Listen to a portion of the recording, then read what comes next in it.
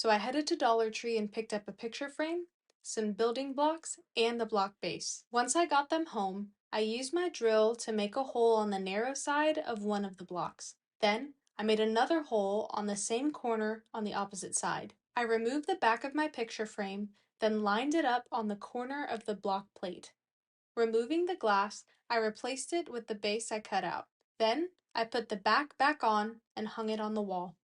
And remember those blocks? I threaded some key rings through them to create what I think is the neatest key organizer. Not only do my keys stay organized, but I get a dose of nostalgia every time I go to grab my keys. Grab some pegboard hooks and shelves from your local dollar store and buy some inexpensive pegboards.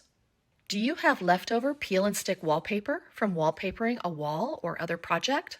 Lay your wallpaper face down on a table and position the pegboards on the paper with a few inches of space between each pegboard. Outline each pegboard with a pencil and cut out each piece of wallpaper, including an additional inch outside the outline. With some sharp scissors, cut out the corners of the wallpaper. Peel the backing off the wallpaper and lay the pegboard face down on the sticky side of the paper. Press down firmly so you know the wallpaper is sticking. Wrap the outer edges of the wallpaper up and over the side edges of the pegboard. Take a screwdriver, pencil, or other poker-type object and poke holes through the wallpaper and into the pegboard holes. You can do this for feeling for the pegboard holes with your finger or by holding it up to the light to see the hole. Hang the pegboard with the hardware provided so it is secure on the wall. Line up with the wallpaper pattern on your wall with the covered pegboard.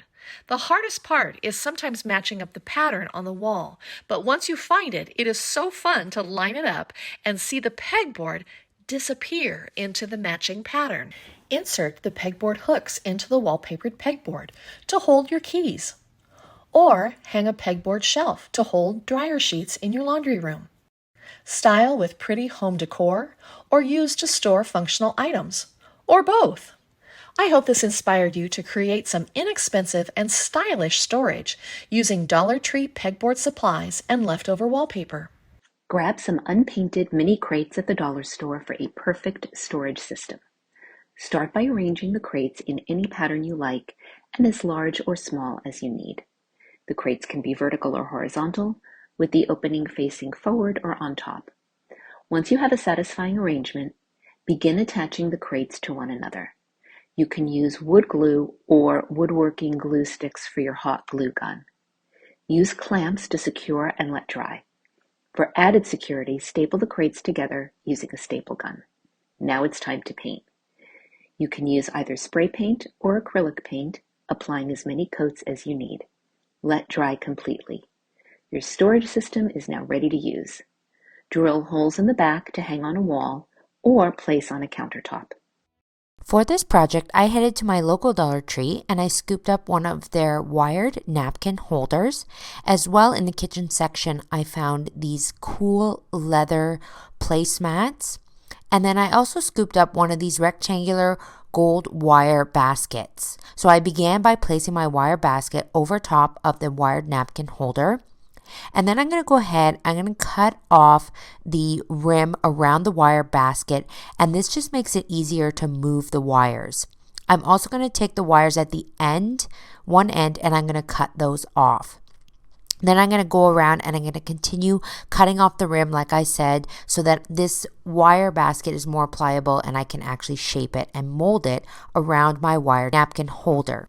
Once I have it all shaped out, I'm then going to come in and take some plastic zip ties and I'm going to attach the napkin holder directly in the middle using the zip ties, and I'm going to pull them really tight, and this is going to form the wired basket onto the napkin holder to create the shape. So I'm going to attach it in 4 areas on each side of the napkin holder, pulling them really tight and then cutting off the ends of the zip ties. And then I'm going to go ahead and I'm going to take a battery operated flashlight. This flashlight has 2 functions, so a side light and a top light, and I'm going to use zip ties to attach it to the napkin holder. Then I'm going to take my leather placemat and place it on the front of the wire basket. I'm going to wrap it around to the back. This placemat is the perfect size and meets perfectly at the back. I'm going to take some zip ties to secure it, working the zip ties through the holes and then pulling them nice and tight. Once I have 4 zip ties in place, I'm going to go ahead and I'm going to use some scissors to cut off the excess of the zip ties so they're not sticking out. And then my wall sconce is completed. To hang my wall sconce on my wall, it's very light, so I'm just going to use a little bit of 3M command strip picture hanging strips.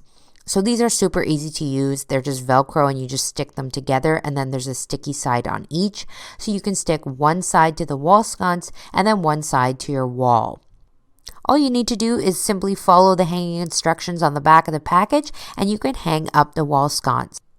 I designed this wall sconce for this area by my front door. It's a darker area and needed a little light, and I was so happy that I was able to do this with just a few Dollar Tree supplies. It didn't cost me very much at all, and now I have a beautiful light that I can use here by my side door, and it just fills this space perfectly.